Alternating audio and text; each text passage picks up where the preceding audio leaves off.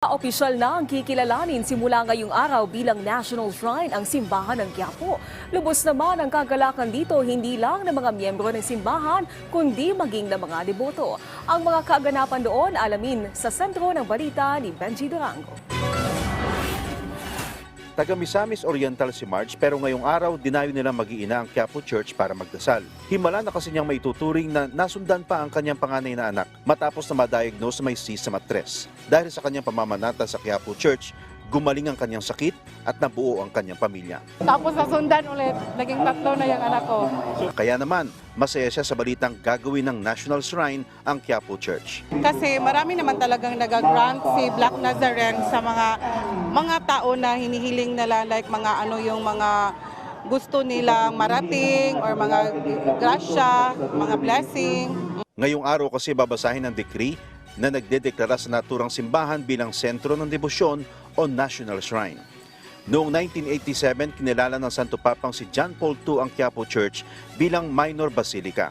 Dahil sa popularidad ng itim na poong Nazareno, marami pang simbahan ang dinala rin ang pangalan ng Nazareno. Kaya noong May 10, 2023, in-apply sa CBCP na maging National Shrine ang Quiapo Church.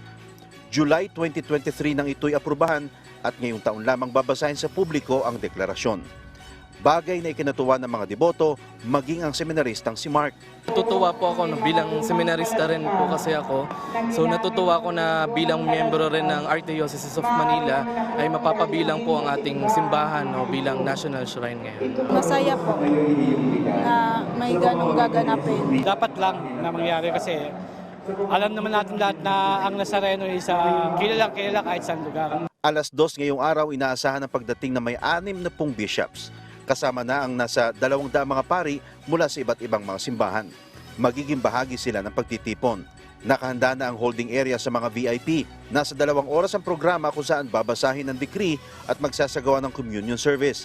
Isang marker din ang papasinayahan saka magsasagawa ng final blessing at photo ops.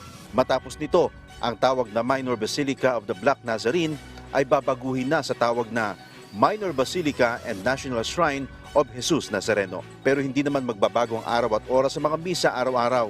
Bukas pa rin 24/7 ang pintuan nito sa mga gustong bumisita at magdasal. Pero asahan na raw na magkakaroon ng pagbabago sa itsura ng simbahan dahil sa ilang renovation, pagtatayo ng Adoration Chapel, pagsasayos ng baptistry at kandilaan. Benji Durango para sa Bayan.